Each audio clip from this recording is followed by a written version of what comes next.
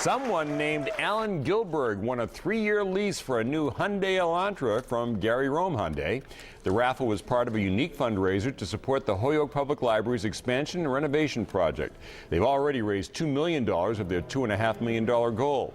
The new library will have a glass curtain revealing much of the old building on Maple Street. And parts of the old library will be visible from the new library, so in fact you'll be able to touch the outside of the old library from the new library, from under glass.